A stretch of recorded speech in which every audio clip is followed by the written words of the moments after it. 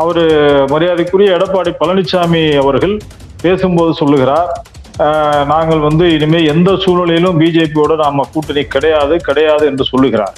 அதனால திமுக அவங்களை வலியுறுத்த மாட்டேங்குது அப்படின்னா பொத்தாம் பொதுவா அப்படிதான் சொல்றாரு. அப்ப தேசிய கட்சிங்கிற கம்யூனிஸ்டுக்குள்ள கூட அவர் சொல்லலாம். இப்போ காங்கிரஸையும் கம்யூனிஸ்டையும் சேர்த்து சொல்றாரா என்பது நமக்கு சந்தேகமா இருக்குது. கச்சத்தீவை மீட்கணும் என்று ஒரு தீர்மானம், அதெல்லாம் ஒரு நல்ல தீர்மானம் தான், நாம் இல்லை என்று சொல்லவில்லை. ஆனால் அதை இவர்கள் ஆளுங்கட்சியா இருக்கின்ற பொழுது, பிஜேபியோடு நல்ல உறவில் இருக்கும் பொழுது எந்த விதமான முயற்சியும் எடுக்காதவர்கள் தைரியமாக பெரியாரை பற்றி சொல்லக்கூடிய அளவுக்கு இன்னைக்கு ராகுல் காந்தி இருக்கிறார்.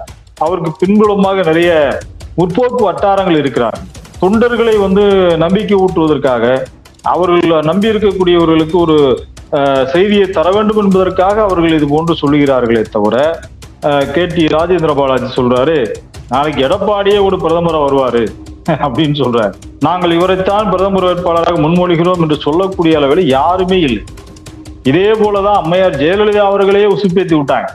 அம்மையார் ஜெயலலிதா அவர்களே இந்தியாவுக்கு பிரதமர் ஆயிடுவாங்க, அமைதியா இருக்கிறார் OPS, அமைதியா இருக்கிறார்னா ஒருவேளை அந்த ரகசியங்களை வெளியிட்டால்.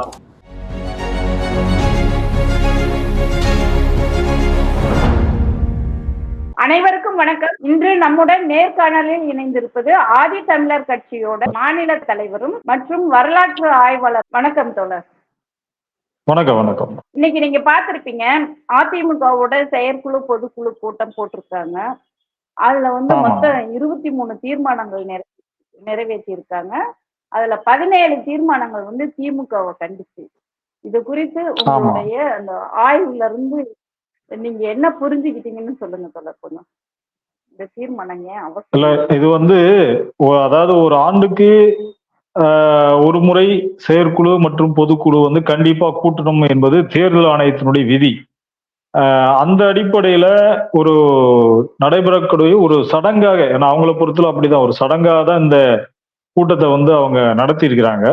மற்றபடி இதுல ஒரு ஆக்கப்பூர்வமான ஒரு விவாதங்களோ அல்லது ஒரு முடிவுகளோ பெரிய அளவுல வந்ததா நமக்கு தெரியல. இது வரைக்குமே தமிழ்நாட்டுக்கு இப்ப சமீப காலமா கடுமையான வெள்ளம் பாதிக்கப்பட்டு மக்கள் அல்லல் பட்டு கொண்டிருக்கக்கூடிய நிலைமையில, இதற்காக இன்றைக்கு தமிழக அரசு பல முயற்சிகளை எடுத்துக்கொண்டிருக்கக்கூடிய நிலைமையில் மத்திய அரசு, ஒன்றிய அரசு கொஞ்சம் கூட ஈவிரக்கம் இல்லாமல் தமிழகத்திற்கு சேர வேண்டிய நிதியை தராமல் முழுமையாக நம்மளை புறக்கணிப்பு செய்து வருவதை எல்லோருமே அறிவார்கள்.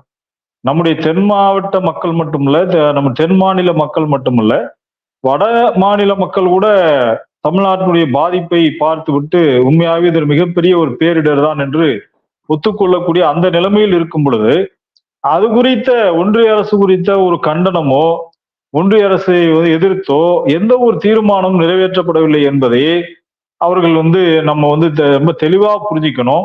அவரு மரியாதைக்குரிய எடப்பாடி பழனிசாமி அவர்கள் பேசும்போது சொல்லுகிறார், நாங்கள் இனிமே எந்த சூழ்நிலையிலும் பிஜேபியோட நாம கூட்டணி கிடையாது கிடையாது என்று சொல்லுகிறார். ஆனால் எடப்பாடி பழனிசாமி அவர்கள் அது வெறுமனே வாய் வழியாக சொல்கிறாரே தவிர, ஒரு கள்ள மௌனமாக அல்லது ஒரு மறைமுகமாக அவர்களோடு கூட்டணி வைத்துக் கொண்டிருக்கக்கூடிய ஒரு நிலைமையைத்தான் இந்த செயற்குழு பொதுக்குழு தீர்மானங்கள் நம்ம கண்முன்பாக நிறுத்துகிறது. அதனால இது ஒரு சடங்கிற்காக, ஒரு ஏதோ நடத்த வேண்டும் என்கிற ஒரு கட்டாயத்திற்காக நடத்தப்பட்ட ஒரு செயற்குழு பொதுக்குழு தானே தவிர, மற்றபடி இதுல ஒரு ஆக்கப்பூர்வமான முடிவுகள் இல்லை. குறிப்பாக திரு எடப்பாடி பழனிசாமி அவர்கள் பொதுச் செயலாளராக தேர்வு செய்யப்பட்ட பிறகு தேசிய கட்சிகள் எதுவுமே தமிழ்நாட்டுக்கு எந்த ஒரு நன்மையும் சொல்லிட்டு அது சொல்லியிருக்காருங்களே, இல்ல பிஜேபி கண்டிக்கல. நான் ஒரு வெளிப்படையா பிஜேபி அப்படின்னு சொல்லி அவர் பேசுறாரு. அவர் எதை சொல்றாரு அப்படின்னா, உங்களுக்கு ஒரு தீர்மானம் முல்லை பெரியாறு அணையில தண்ணீர் மட்டம் அதை மேலும் உயர்த்தி கட்டுவதற்காக கேரள அரசு முயற்சி பண்ணுது. அதற்கு அங்க இருக்கக்கூடிய கேரள கம்யூனிஸ்ட் அரசு கூட்டணியில தான் திமுக இருக்குது. அதனால திமுக அவங்களை வலியுறுத்த மாட்டேங்குது அப்படின்னா பொத்தாம் பொதுவா அப்படிதான் சொல்றாரு. அப்ப தேசிய கட்சிங்கிற கம்யூனிஸ்டுக்குள்ள கூட அவர் சொல்லலாம். இப்போ காங்கிரஸையும் கம்யூனிஸ்டையும் சேர்த்து சொல்றாரா என்பது நமக்கு சந்தேகமா இருக்குது. அதனால தேசிய கட்சின்னு பொத்தாம் பொதுவாக சொல்வதை விட்டுட்டு, குறிப்பாக பிஜேபி அரசு சமீப காலமா பல்வேறு பிரச்சனைகளுக்காக தமிழ்நாடு அரசு தொடர்ந்து போராடி வருகிறது. கிட்டத்தட்ட 13 சட்ட மசோதாக்களை அவங்க வந்து கவர்னர் வந்து அதை திருப்பி அனுப்பிய வரலாறு என்பது நமக்கு தெரியும். அப்ப அதை கண்டிச்சு சட்டமன்றத்தை உடனடியாக கூட்டி அந்த சட்ட மசோதாக்களுக்கு மறுபடியும் அங்கீகாரம் கொடுக்கணும் என்று மறுபடியும் கவர்னருக்கே வந்து அதை அனுப்பும் பொழுது கூட பிஜேபி வந்து நேரடியாக புறக்கணிப்பு செய்து விட்டது. ஆனால் ஏடிஎம்கே பல்வேறு கேள்விகளை எழுப்பிவிட்டு அதுல வந்து எங்களுக்கு வந்து உடன்பாடு இல்லை என்று சொல்லிவிட்டு அவர்கள் அதற்கு பிறகு அவர்கள் கூட்டத்திலிருந்து வெளிநடப்பு செய்தார்கள். சோ இதுதான் உண்மை. அதாக பிஜேபி அவர்கள் தனியாக வெளிநடப்பு செய்கிறார்கள், இவர்கள் தனியாக வெளிநடப்பு செய்கிறார்கள். ரெண்டு பேருடைய நோக்கம் என்பது ஒன்றுதான். ஆகவே அதிமுக முழுமையாக பிஜேபியினுடைய உறவை துண்டித்து விட்டது என்று சொல்வதை நம்மால் ஏற்றுக்கொள்ளவே முடியாது. அவர்கள் ஒரு உள்ளுக்குள் ஒரு நாடகம் ஆடிக்கொண்டிருக்கிறார்கள் என்பதைத்தான் நாம் சொல்ல முடியும். இத்தனை தீர்மானங்களை நிறுத்தி வச்சிருக்காங்க, அவங்க நேரடியா பிஜேபி எதிர்க்கல, அவங்களுக்குள்ள ரகசிய உறவு இருக்குன்னு சொல்ல வரீங்க? ஆமா ஆமா, ரகசிய உறவு கண்டிப்பாக இருக்குது. சிறுபான்மை மக்களோ தமிழ்நாட்டு மக்களோ நிச்சயமாக பிஜேபிக்கு ஆதரவாக இருக்க மாட்டார்கள். அதை தெளிவாக புரிந்து கொண்டுதான் நாம் ஒன்றாக இருந்தால் நிச்சயமாக ஜெயிக்க முடியாது, குறைந்தபட்சம் டெபாசிட் கூட வாங்க முடியாது. ஆகவே நாம் பிரிந்து தேர்தல் களத்தை சந்திக்கலாம். ஒருவேளை தேர்தல் நெருங்குகின்ற சமயத்தில் கூட நாம் இணைந்து கொள்ளலாம், அல்லது தேர்தல் முடிவுகள் வந்ததற்கு பிறகு ஒருவேளை பிஜேபி ஆட்சி அமைப்பதற்கு தேவையான இடங்கள் பற்றாக்குறை இருக்கின்ற பட்சத்தில் அவர்கள் வந்து அதோட இணையலாம் என்கிற அடிப்படையில் வந்து அவர்களுக்குள்ள ஒரு ரகசிய உறவு இருக்கிறது. அதனாலதான் எந்த இடத்திலுமே அவர்கள் வந்து பிஜேபியை கண்டித்தோ அல்லது எதிர்த்தோ ஒரு தீர்மானம் கூட போடவில்லை. திமுகவை வசைபாடுவதற்காகவே இந்த செயற்குழு பொதுக்குழு கூட்டத்தை கூட்டி இருக்கிறாங்க என்றுதான் நாம் பார்க்க வேண்டி இருக்குது. அது மட்டும் இல்லாம இப்போ கச்சத்தீவு பிரச்சனைய வந்து திமுக தாரை வார்த்து கொடுத்தது, கச்சத்தீவு மீட்கணும் என்று ஒரு தீர்மானம், அதெல்லாம் ஒரு நல்ல தீர்மானம் தான், நாம் இல்லை என்று சொல்லவில்லை.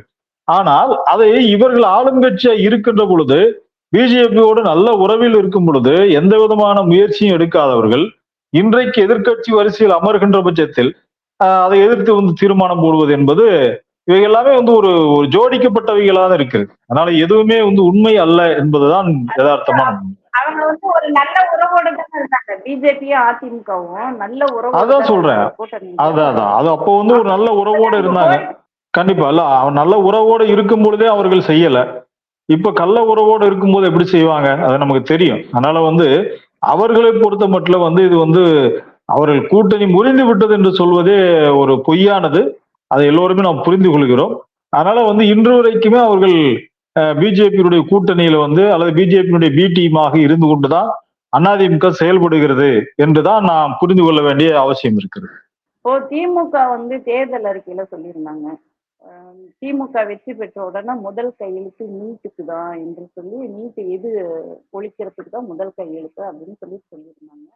ஆனா அதை கண்டனம் தெரிவித்து அதிமுக நீட்டை மக்களை ஏமாத்தி ஓட்டு வாங்கிட்டாங்கன்னு சொல்லிட்டு தீர்மானம் போட்டிருக்காங்க. அது குறித்து உங்க கருத்து என்னன்னு சொல்லுங்க. இல்ல, அதாவது அதிமுக ஆட்சியில் இருக்கும்போது நீட்டை ஒழிக்க வேண்டும் என்கிற தீர்மானத்தை உடனடியாக சட்டப்பேரவையில் நிறைவேற்றி அதை ஆளுநருக்கு அனுப்புகிறது.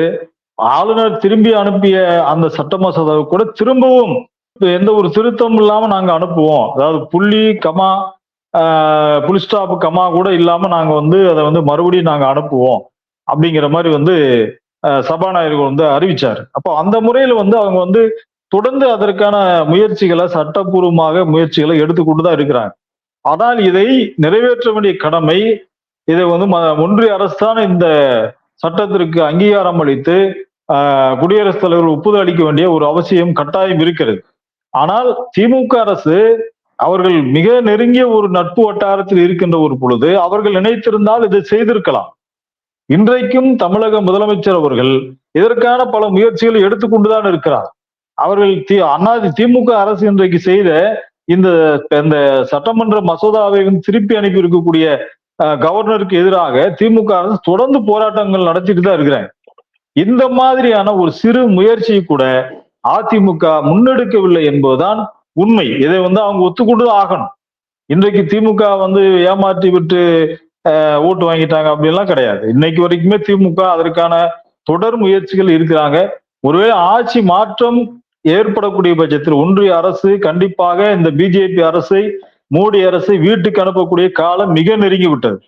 ஆக அப்படிப்பட்ட ஒரு காலம் மாறுகின்ற பொழுது கண்டிப்பாக இந்த நீட் தேர்வை ஒழிப்பதற்கான முதல் முயற்சியாக தமிழ்நாட்டிலிருந்து கண்டிப்பாக நீட் ஒழிப்பு என்கிற இந்த சட்டத்துக்கு தான் அங்கீகாரம் அளிப்பார்கள் என்பதுதான் நம்முடைய நம்பிக்கை. அது நடக்கும், கண்டிப்பாக நடக்கும். ராகுல் காந்தி கூட உத்தரவாதம் கொடுத்திருக்காருங்க. ராகுல் காந்தி உத்தரவாதம். ஆமா ஆமா ஆமா ராகுல் காந்தி இதற்கான உத்தரவாதத்தை அவர் கொடுத்திருக்கிறாரு.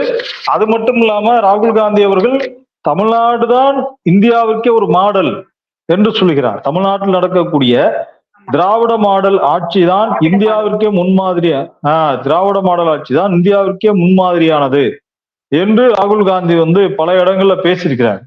அதனால கண்டிப்பா இது ஆட்சி அதிகாரத்துக்கு அவர்கள் வரக்கூடிய பட்சத்தில் இது கண்டிப்பாக நடக்கும் என்பதுதான் உண்மையான ஒரு விஷயம், நம்முடைய நம்பிக்கையும் கூட.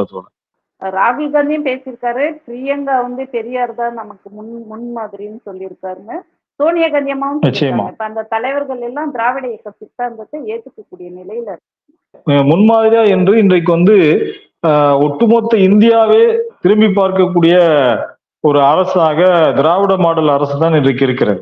இங்கிருந்துதான் காங்கிரஸை பொறுத்த மட்டும் இதற்கு முன்னால் இருந்த தலைவர்கள் அவர்களுடைய நிலைப்பாடு என்பது ஒரு சித்தாந்த அடிப்படையில் இல்லை. அதாவது அவர்கள் மதச்சார்போடு பிஜேபி களம் இறங்குகிறது என்று சொன்னால் இவர்கள் ஒரு கடுமையான அந்த அரசியலுக்கு எதிராக நிற்காமல் இவர்கள் ஒரு மென்மையான போக்கை கடைபிடித்தார்கள். உதாரணத்துக்கு பாபர் மசூதி இடிக்கப்படும் பொழுது கூட அங்கே ஒன்றிய அரசு அதை தடுப்பதற்கு அல்லது அதை எதிர்த்து பிரச்சாரம் செய்வதற்கு பயப்படுறாங்க. ஆனால் இன்றைக்கு இருக்கக்கூடிய மரியாதைக்குரிய ராகுல் காந்தி அவர்கள் அப்படி இல்லை. அவர் ஒரு நவீன சித்தாந்தத்தை உள்வாங்கி பெரியாரை தன்னுடைய முன்மாதிரியாக, அம்பேத்கரை முன்மாதிரியாக வைத்துக்கொண்டு செயல்படக்கூடிய தைரியமாக பெரியாரை பத்தி சொல்லக்கூடிய அளவுக்கு இன்னைக்கு ராகுல் காந்தி இருக்கிறார். அவருக்கு பின்புலமாக நிறைய முற்போக்கு வட்டாரங்கள் இருக்கிறார்கள். ஆக இப்படிப்பட்ட ஒரு நம்பிக்கையுள்ள ஒரு தலைவராக, ஒரு சித்தாந்த தெளிவு உள்ள தலைவராக திரு ராகுல் காந்தி அவர்கள் இருக்கின்ற இந்த சூழ்நிலையில் கண்டிப்பாக ஒரு மாற்றம் என்பது நிகழ்ந்தால், ஆட்சி மாற்றம் நிகழ்ந்தால் நிச்சயமாக நம்முடைய தமிழக முதல்வர் சொன்னதை போல ஒன்றிய அரசு ஆட்சிக்கு வந்தால் முதல் கையெழுத்து அது நீட் விலக்குக்கான கையெழுத்தாக தான் இருக்கும்.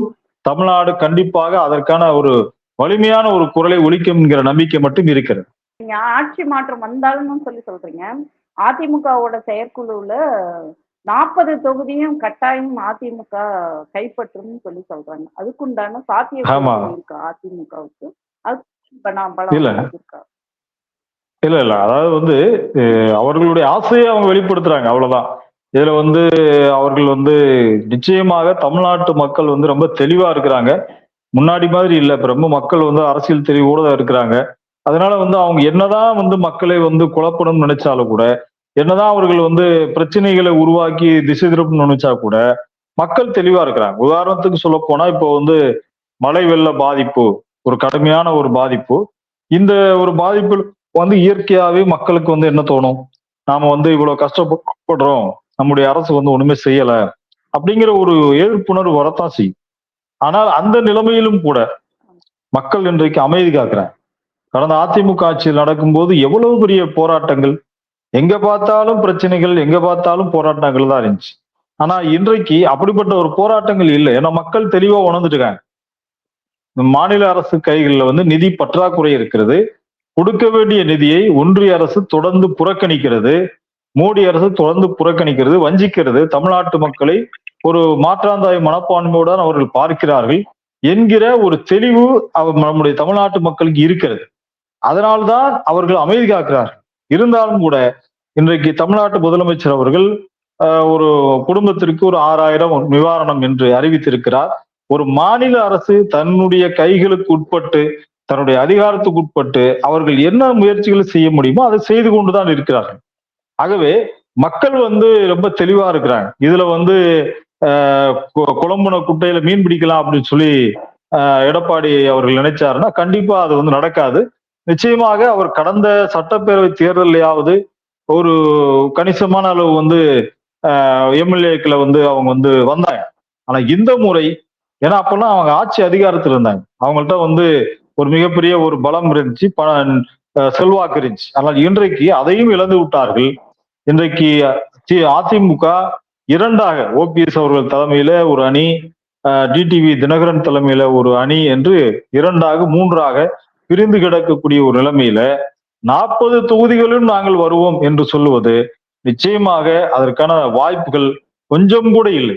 இது அவர்களுடைய தொண்டர்களை நம்பிக்கை ஊட்டுவதற்காக, அவர்கள் நம்பி இருக்கக்கூடியவர்களுக்கு ஒரு செய்தியை தர வேண்டும் என்பதற்காக அவர்கள் இது போன்று சொல்லுகிறார்களே தவிர, மற்றபடி 40 தொகுதியில் ஜெயிப்பதற்கு குறைந்தபட்சம் ஒரு 5 தொகுதியில் கூட ஜெயிக்கிறதுக்கு வாய்ப்பே கிடையாது.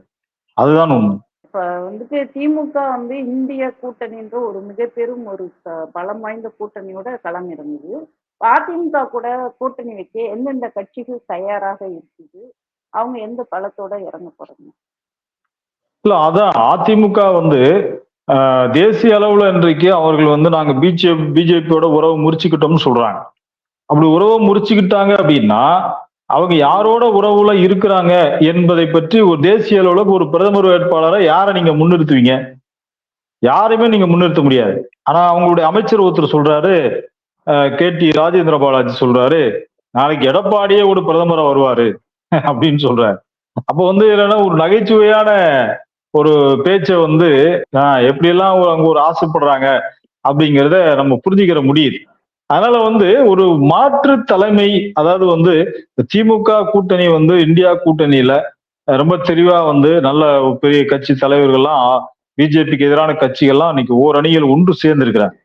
சமீப காலமான ஒரு தேர்தல் முடிவுகள் ஒரு 4 மாநிலத்தில் நடைபெற்ற சட்டப்பேரவை தேர்தலில் 3 மாநிலங்கள்ல தோல்வியை காங்கிரஸ் அடைஞ்சிருந்தாலும் கூட அந்த நம்பிக்கை இழக்காமல் இந்தியா கூட்டணி தலைவர்கள் காங்கிரசின் பின்பாக அவர்கள் அணிவகுத்து நிற்கிறார்.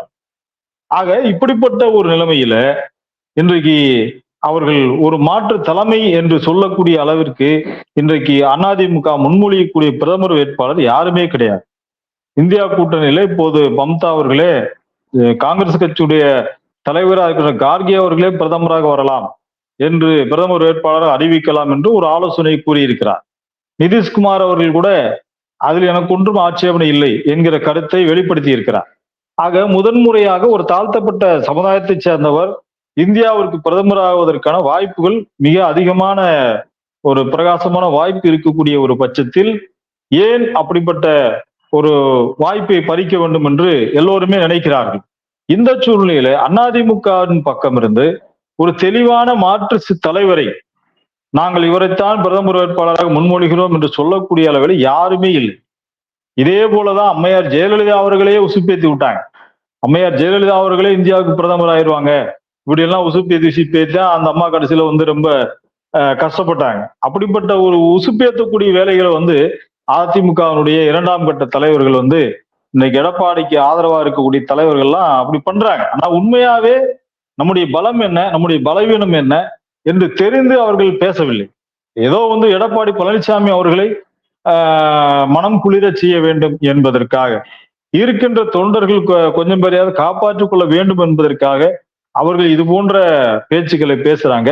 அதனால நிச்சயமாக அவர்களுடைய எண்ணம் ஈடேறாக தமிழ்நாட்டுல அவர்கள் அதிமுக கூட்டணி, தமிழ்நாட்டுல சில கட்சிகள்லாம் அவங்களோட கூட்டணி இருக்கிறாங்க.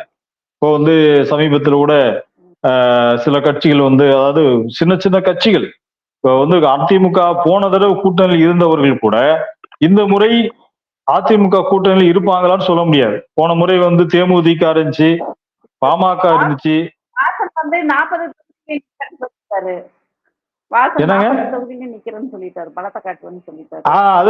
வாசன் ஒரு பக்கம் போயிட்டாரு. இல்ல அதுதான், இந்த மாதிரியான காமெடியான விஷயங்கள் நடக்கதான் செய்யும். அதனால இந்த மாதிரியான சின்ன சின்ன கட்சிகளை வச்சு இப்ப தென் மாவட்டங்கள்ல திரு ஜான் பாண்டியன் அவர்கள் தலைமையிலான ஒரு கட்சி கூட்டணி இருக்கிறது. புதிய தமிழகம் பிஜேபியோட போயிடுச்சு. வட மாவட்டங்கள்ல புரட்சி பாரதம் இருக்கிறது. இப்படி ஒரு சில கட்சிகள் தான் ஒரு சிறிய கட்சிகள் தான் அவர்கள் கூட்டணி இருக்கிறாங்க. வாசன் இன்னைக்கு கிடையாது, பிஜேபி கிடையாது, பாமக இன்னைக்குமே அவங்க கூட்டணியில் இருக்கிறோம்னு சொல்லவே கிடையாது. தேமுதிக இதுவரைக்கும் முடிவு அறிவிக்கல, அவங்களுமே இல்ல, இப்போதைக்கு கூட்டணியில் இல்லை. அப்போ அந்த அடிப்படையில பார்க்கிற பொழுது ஏடிஎம்கே பக்கம் கூட்டணி கட்சிகள் ரொம்ப ரொம்ப ஒரு பலம் வாய்ந்த கூட்டணி கட்சிகளே இல்லை. தமிழ்நாட்டை பொறுத்த மட்டும் கூட்டணி அமைகிறத பொறுத்து தான் வெற்றி வாய்ப்பு இருக்கும். நீங்க வந்து கடந்த கால வரலாறுகளை நீங்க எடுத்து பார்த்தீங்கன்னா கூட்டணி எந்த அளவுக்கு வலிமையாக இருக்கிறதோ அந்த அளவுக்கு தான் வெற்றி வாய்ப்பு இருக்கும். போன முறை திமுக அந்த கூட்டணியை மிக தெளிவாக வலுவான கூட்டணி அமைத்தது. அதற்கு முன்பு ஆண்டுகள் வந்து அடுத்து முந்தைய சட்டப்பேரவை தேர்தலில் அவங்க அந்த கூட்டணி அமைக்கிறதுல கொஞ்சம் குழம்பிட்டாங்க. அதனாலதான் மக்கள் நல கூட்டணி 3வது அணி உருவாச்சு. அந்த 3வது அணியை உருவாக்குனதே அதிமுக தான். அப்போ இந்த மாதிரியான 3வது அணி கூட்டணிகள் அமையாத அளவுக்கு இன்றைக்கு திமுக ஒரு வலிமையான கூட்டணியா இருக்கிறது. இன்னைக்கு அதிமுக கூட்டணி தான் சிதைந்து போய் கிடைக்கிறது. அதனால இந்த கூட்டணி எந்த நிலைமையிலும் அதிமுக நினைக்கின்ற அந்த அது வந்து கனவாக தான் இருக்குமே தவிர எந்த சூழ்நிலையிலும் அது நிறைவேறுவதற்கான வாய்ப்புகளே இல்லை. அதிமுக ஒரு இடத்தில் கூட வெற்றி பெறுவது சந்தேகம்தான். ஓ, இவரு ஓபிஎஸ் இருக்காரு இல்லைங்க தோழர், அவரு ஒரு சில ரகசியங்களை வெளியிட்டனாக்கா எடப்பாடி திகார் சிறையில் இருப்பாரு அப்படின்னு சொல்றாரு. அது என்னவா இருக்கும்? இல்ல அதாவது வந்து ஓபிஎஸ் சொல்றத வந்து நம்ம வந்து ஒரு நேர்மையா பார்த்தோம்னா ஓபிஎஸ் சொல்றத நம்ம வந்து நம்பிக்கையோட பார்க்க முடியாது. ஏன்னா அப்படி ஒரு ரகசியம் இருக்குது அப்படிங்கிற பட்சத்துல ஏன் இவ்வளவு நாள் அதை வெளியிடாம இருக்காரு? அவரை கட்சியிலிருந்தே வெளியேற்றிட்டாங்க. அவர் கரை வேட்டி கட்டின அந்த வேட்டியை கூட கட்டக்கூடாதுன்னு சொல்லி அவரை வந்து அந்த அளவுக்கு வந்து அவரை வந்து தடை பண்ணிட்டாங்க. இப்படிப்பட்ட ஒரு நிலைமை ஏற்பட்டதற்கு பிறகும் அமைதியா இருக்கிறார் ஓபிஎஸ், அமைதியா இருக்கிறார்னா ஒருவேளை அந்த ரகசியங்களை வெளியிட்டால் ஒருவேளை ஓபிஎஸும் கூட அதுல குற்றவாளியாக இருக்கலாம். 2 பேருமே சேர்ந்தா குற்றவாளியா இருக்கிறதுக்கு வாய்ப்புகள் இருக்கு. அதனால ஓபிஎஸ் அவர்கள் சொல்றாருன்னா அப்ப அந்த ரகசியங்களை வெளியிட வேண்டியதானே? ஏன் அவர் அமைதி காக்கணும்?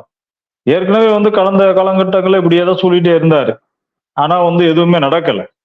அதனால அதுல ஏதோ ஒரு சிக்கல் இருக்குது. ஓபிஎஸ் அவர்களுக்கு ஏதோ ஒரு சிக்கல் இருக்கு. ஆனால் இன்னொரு பக்கம் ஜெயலலிதா அவர்களுடைய இந்த கொடநாடு கொலை வழக்கை பொறுத்த மட்டும் அதில் எடப்பாடி அவர்களுக்கு அதுல வந்து தொடர்பு இருக்கிறது என்று சந்தேகப்படக்கூடிய அந்த கொலை வழக்கில் ஒருவேளை உண்மை ஆதாரங்கள் வெளியில் வந்தால் எடப்பாடி பழனிசாமி அவர்கள் குற்றவாளியாக சேர்க்கப்பட்டால் இந்த கட்சி என்பது ஒரு மிகப்பெரிய கட்சியை வந்து ஒரு கேள்விக்குறியான நிலைமைக்கு அல்லது வந்து மாற்று தலைமை உருவாகக்கூடிய அளவுக்கு வரும். அப்படிப்பட்ட ஒரு நிலைமை வந்தால்தான் ஓபிஎஸ் அவர்கள் உண்மையை சொல்வார்.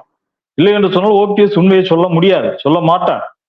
ஆக ஓபிஎஸ் அவர்கள் சொல்வதை நாம் ஏற்றுக்கொள்ள முடியாது. மக்களுடைய செல்வாக்கு அடிப்படையில் பார்க்கின்ற பொழுது ஓபிஎஸ் விட எடப்பாடி அவர்களுக்கு அதிகமான செல்வாக்கு இருக்கிறது என்பதை நாம் ஒத்துக்கொள்ள வேண்டும். அதனால ஓபிஎஸ் அவர்கள் சொல்வது வந்து அது ஏதோ ஒரு அவர்கிட்ட இருக்கிற மிச்சம் மீதி இருக்கக்கூடிய நபர்களையாவது தக்க வைக்கணும் அவர் நினைக்கிறார். அதனால அதை நம்ம ஒரு பெருசா எடுத்துக்கொள்ள வேண்டிய அவசியம் கிடையாது. இருந்தாலும் வந்து தேர்தலை பொறுத்த மட்டும் ஒரு டஃப் கொடுக்கக்கூடிய அளவுக்கு ஒரு கடுமையான போட்டியை ஏற்படுத்துகிற அளவிற்கு அதிமுக அந்த போட்டியை ஏற்படுத்துகிற அளவுக்கு கூட அவர்கள் வலிமை இல்லை என்பதுதான் உண்மை. ஏன்னா அந்த அளவுக்கு கூட்டணி பலமே இல்லாமல் இன்றைக்கு அவங்க சிதைஞ்சு போயிருக்கிறாங்க என்பதுதான் உண்மை. மகிழ்ச்சி தோழர், இன்னைக்கு பல்வேறு கருத்துக்களை நம்மளோட பகிர்ந்துக்கிட்டீங்க. நன்றி தோழர். மிக்க நன்றி.